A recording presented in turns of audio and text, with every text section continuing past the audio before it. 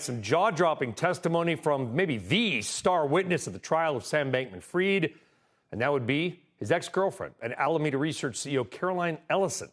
Another explosive allegation. Ellison saying that Alameda Research bribed a Chinese government official to unlock $1 billion of frozen money connected to a money laundering investigation.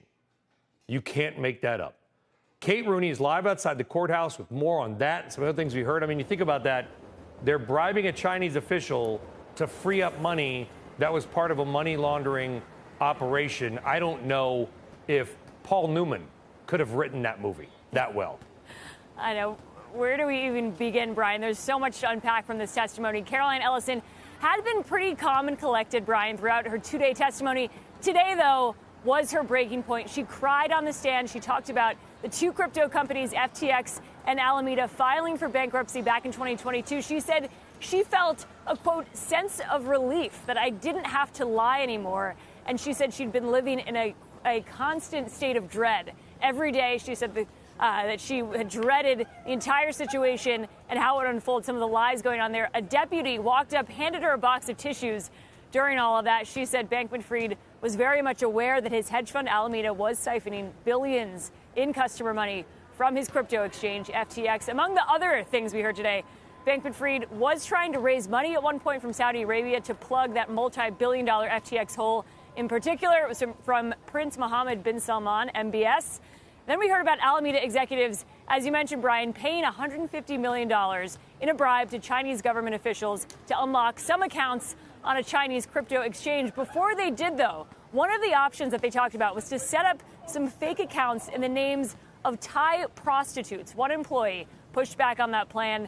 SBF allegedly told her to shut the F up, putting it, in other words, in a meeting. And he was known, apparently, for some of these types of outbursts in more stressful situations. In another confrontation, she said Bankman-Fried blamed her for some of the financial mess that they were in, to the point where she was crying. And this happened in the Bahamas penthouse that is now infamous. These two shared personal writings to each other in Google documents. She said she was unhappy with their relationship. She felt like an unequal partner, as she put it. When testifying, Ellison would look down. She avoided looking at Bankman-Fried. He looked stressed and never directly looked at her. There was some awkward tension in the room. She has pleaded guilty, and the defense is going to get a chance to cross-examine her coming up tomorrow. Welcome to the Crypto Teacher. And you know I come back with that video just to make you think. Don't forget to like and subscribe to the channel. Support this great content by hitting the Cash App and by joining the Patreon. And guys, we have the bank man's girlfriend stated he tried to bribe the Chinese officials. And yes, this is the second one we heard of where they're calling this a movie. You couldn't write it up better. You can't make this stuff up. And we know the bank man is just a distraction for something bigger. And of course, that's the digital transformation. Now, guys, we have the UAW strike expands. And yes, you heard that correct. Over 8,700 employees walk out. And what do we know? This is a fragmented world. Remember, guys, they have to break up every sector. And, of course, who's going to benefit from this? That's right, China. You had Trump and Pence state that these auto workers' strikes, China would benefit. Trump said right out his mouth that China is going to be building these EVs. And, guys, we see why. They're building up shop in Mexico. And then they'll be able to take these vehicles, move in the United States, tax-free. Yes, you heard that correct. You can't make this stuff up. And of course, I'm going to be doing a Patreon video and the stock channel about this. And then plus is going to be on the quarterly paper.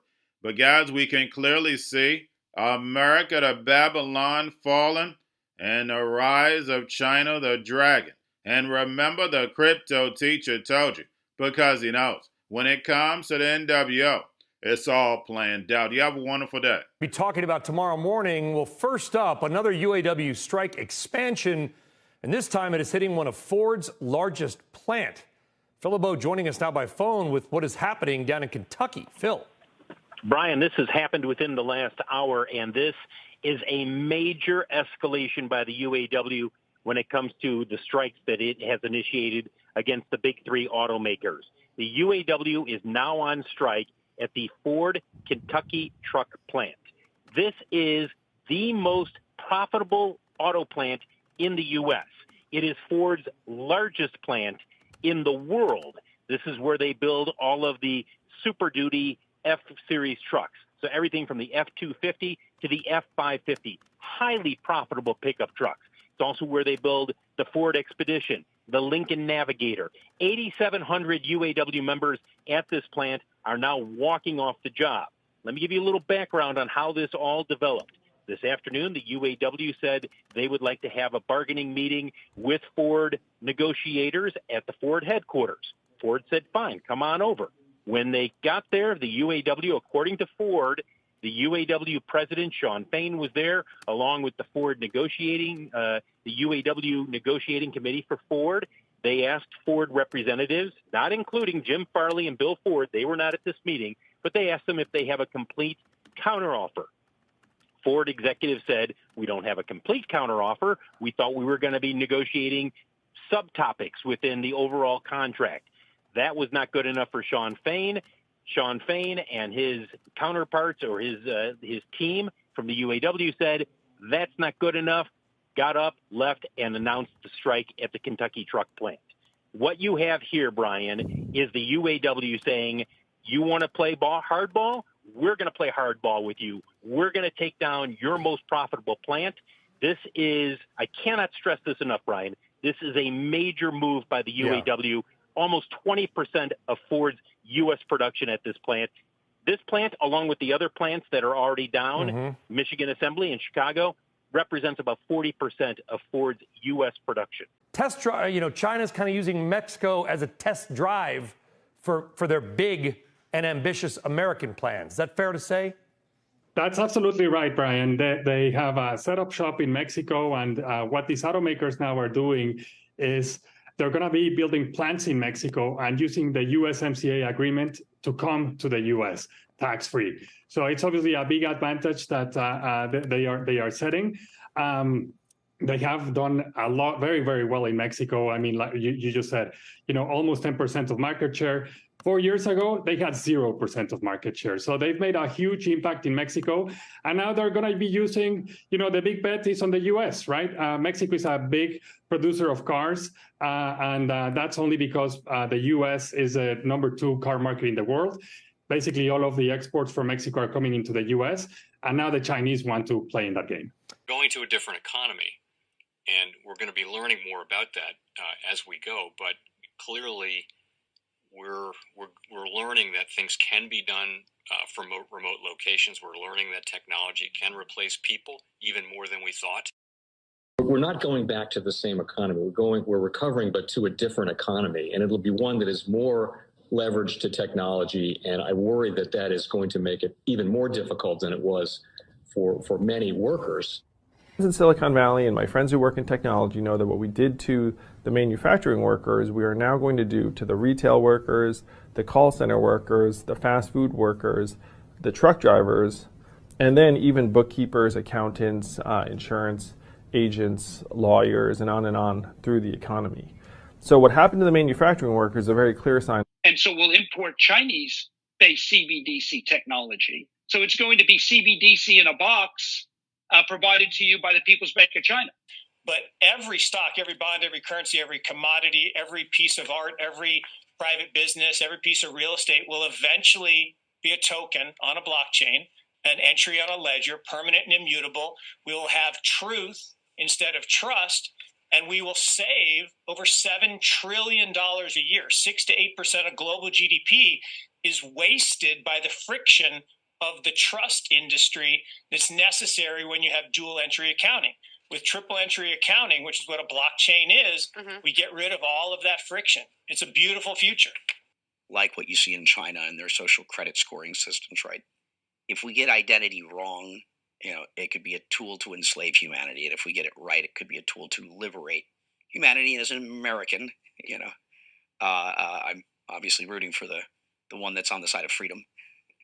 Bitcoin is an international asset. And also, I do believe the role of crypto is, it's digitizing gold. I actually believe This technology is going to be very important. Look at it. We have been part of the huge revolution in investing through ETFs. We believe that ETFs will be changing the whole way we invest. Many people still use it as a means, people are investing it for indexing. No, the majority of people who are putting money in in ETFs are active investors that are buying exposure. The entire bond market is being transformed as we talk right now. I believe the next generation for markets, the next generation for securities will be tokenization of securities. And if we can have that distributed ledger that we know every beneficial owner, every beneficial seller, we all have our code of who's buying, who's selling, instantaneous settlement. And think about it, it changes the whole ecosystem. Crypto Teacher and the New World Order book, plus the 3 kids books. It's time to re-educate. Also, new to cryptos, Coinbase, BitChute, Binance. Do not forget book links and crypto links are in the description. The stock channel, guys. Don't forget to go like, subscribe, spread everywhere. You have your Kobo, your chip stocks, your banking, your gaming. While everybody's sitting at home, get on stocks, the Seaver, the biotech stocks. And while everybody's at home wishing, they were still getting that free money. What are they doing? Drinking and smoking weed. Don't forget about those stocks and you have a wonderful day. The most powerful person in the world is the storyteller. The storyteller sets the vision, values, and agenda of an entire generation to come. Steve Jobs. And guys, you know I truly believe in this. When you look at the New World Order, they're the storytellers. And that's the reason why I wrote my New World Order book. But guys, now it's time to change the current generation. And I wrote 3 kids books. You know I love the Trinity because I understand the power that's in it. So I have 3 books. We have an opportunity to change the generation, to educate. Not just me, but I want to show you that I take action on a daily basis. And I want you to take action on a daily basis. Whether it's your job, whether it's in your community, we have an opportunity right now to educate the masses. I posted this on my Twitter account. Please share, but this is a short clip of the 3 books. There's going to be a clothing line and action figures. Please get these books for your kids, nephews, cousins, friends, so therefore we can start the re-education now. Because as we see, the 4th Industrial Revolution foundation is definitely here. Robots, algorithms, drones, taking humanity out the picture. We have to re-educate. But let's get into the video. Part 1. King Joshua and Grandma Tam save the village. Part 2. King Joshua and Grandma Tam save New York from COVID-33. Part 3. King Joshua and Grandma Tam goes to China. It's mandatory to get part 1, part 2, and part 3 of this series. It's time to re-educate Generation Z.